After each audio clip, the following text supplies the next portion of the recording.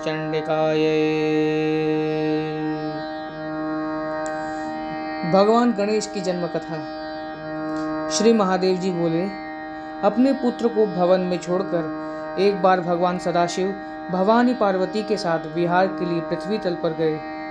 तब पृथ्वी पर एक सुंदर वन में जाकर एक मनोहर नगरी का निर्माण करके उमा सहित महेश्वर वहीं निवास करने लगे।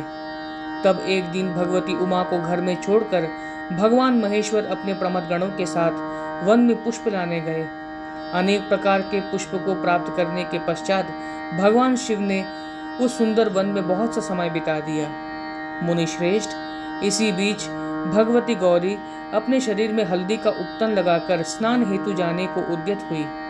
उस समय संपूर्ण ब्रह्मांड की भी रक्षा करने वाली जगदम्बा अपने निवास स्थान की रक्षा के लिए विचार करने लगी।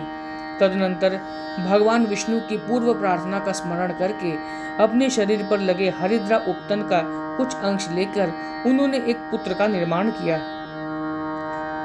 उस बालक के बड़े हाथ, लंबा सा पेट, सुंदर मनोहर मुखमंडल, 3 नेत्र, रक्तवर्ण एवं मध्याह्नकालीन सूर्य के समान चमकता हुआ प्रभामंडल था। जगदम्बा का वह पुत्र सभी गणों का स्वामी और साक्षात नारायण स्वरूप था। तब प्रसन्न वदन होकर उसे अपना दूध पिलाते हुए भगवती पार्वती ने कहा, पुत्र, जब तक मैं नहाकर यहाँ लौटूं तब तक तुम मेरे इस नगर की रक्षा करना। पुत्र से ऐसा कहकर जगदम्बा शीघ्र ही स्नान के लिए चली गई और वह बालक नगर द्वार की रखवाली करते हुए वहां खड़ा हो गया। इसी बीच देवादिदेव भगवान शंकर वन से लौटकर नगर द्वार पर आए और बालक ने उन्हें देखा। पार्वती पुत्र ने उन देवादिदेव को नगर में प्रवेश करते समय शीघ्रता पूर्वक अपना शूल उठाते हुए रोका। शूल लेकर अपनी ओर बढ़ते हुए देखकर पार्वती पुत्र को न जानने के कारण शूल पाणी भगवान शंकर ने सहसा ही अपना शूल उस पर चला दिया। शूल पाणी भगवान शिव के द्वारा चलाए हुए उस घोर शूल से उस बालक का सुंदर मस्तक तुरंत ही भस्मसात कर दिया।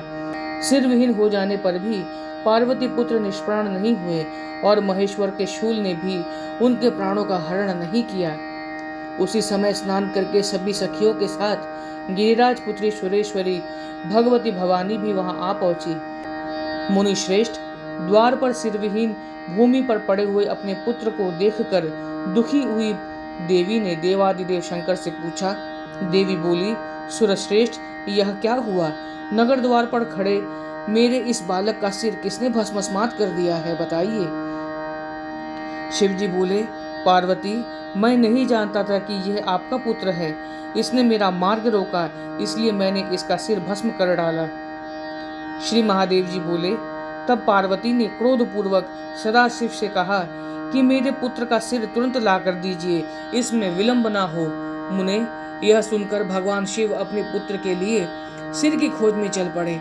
उस जंगल में एक महाबली गजराज को उत्तर दिशा की ओर सिर किए सोया देखकर भगवान शिव ने उस सिर के काटने में पाप नहीं होगा ऐसा जानकर उसे काटा और लाकर अपने पुत्र को लगा दिया एवं देवी के यह पुत्र गणों का अधिपति तथा गजानन हो ऐसा कहा।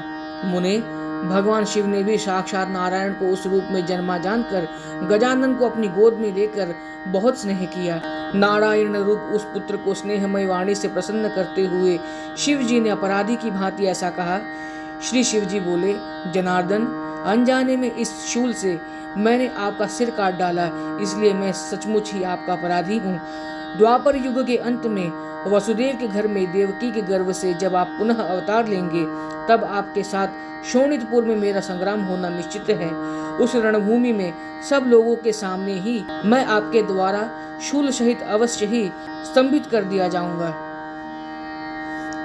श्री महादेव जी बोले, तब भगवान शिव उस वन में देवी पार्वती के साथ कुछ महीनों तक विहार करके पुनः अपने नगर में वापस लौट आए, जहां उनके ज्येष्ठ पुत्र ताड़कासुर संहारक कार्तिकेय भी थे। वहां अपने दोनों पुत्रों के साथ प्रसन्नचित्त होकर भगवान शिव निवास करने लगे। ब्रह्म स्वरूपा भगवती पार्वती सदाशिव के साथ कभी कैलाश पर्वत पर, कभी वाराणसीपुरी में अथवा अन्य किसी रमणीय स्थल पर यथेप्सित विहार करके अपने नगर में पुनः लौटकर यथारुचि निवास करने लगी। इस प्रकार अपने दोनों पुत्रों और प्रमथ गणों तथा देवादिदेव सदाशिव के साथ जगदम्बा ने उस श्रेष्ठ कैलाश पर्वत पर निरंतर वास किया और कभी परम प्रीति पूर्वक पर्वत श्रेष्ठ हिमालय पर्वत पर भी रही। मुनिवर, जिस प्रकार पूर्वोक्त परा प्रकृति और सदाशिव का विवाह आदि मंगल कार्य हुआ, वह सब वृत्तांत जो आपने पूछा था मैंने बता दिया। जगदम्बा के इस उत्तम चरित्र को जो भक्ति पूर्वक पढ़ता है, उस पर ब्रह्मादि देवगणों के लिए भी दुष्प्राप्य भगवती पार्वती प्रसन्न होती है। उसके मनोवांछित कार्य निश्चय ही पूर्ण होते हैं और दुर्जय शत्रु भी युद्ध में नष्ट हो जाते हैं। राक्षस राज रावण को मारने के लिए रघुवर रामचंद्र जी ने असमय में ही परम भक्ति पूर्वक जगदम्बा की जो वार्षिकी पूजा की थी, उसी प्रकार से आश्विन कृष्ण पक्ष की नवमी से आरंभ करके महानवमी तक प्रतिदिन इसका पाठ करने से मानव के कठिन कार्य भी भगवती की कृपा से पूर्ण हो जाते हैं। जैसे देवताओं के लिए दुर्जय महाबाहु राक्षस राज रावण का श्री रामचंद्र ने युद्ध भूमि में संहार किया, उसी प्रकार देवी भक्त अपने शत्रुओं का निश्चय ही नाश कर डालती है। इसमें कोई संशय नहीं है। उसे अश्वमेध यज्ञ का फल मिलता है और वह दीर्घ काल तक स्वर्ग में आनंद करता है। मुनिवर, जो भक्ति पूर्वक देवी के इस उत्तम चरित्र का श्रवण करता है, उसके पुण्य और यश की वृद्धि होती है।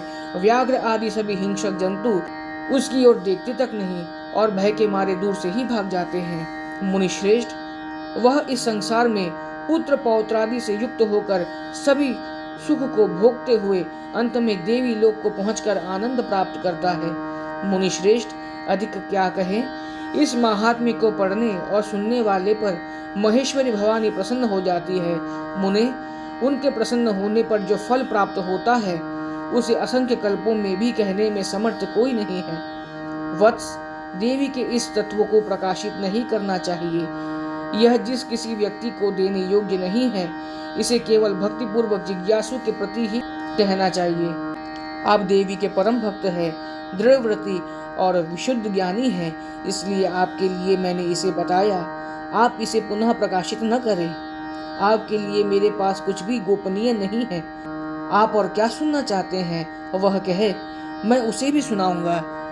देवादिदेव भगवान शिव का यह वचन सुनकर देवराज इंद्र के द्वारा वंदित पादारविंद वाली पंचानन भगवान शिव को भक्ति पूर्वक प्रणाम करके पुनः सुरेश्वरी भगवती के उत्तम चरित्र को सुनने की कामना वाले उत्तम मति नारद जी ने देवी की महापूजा के विधान के संबंध में प्रश्न किया।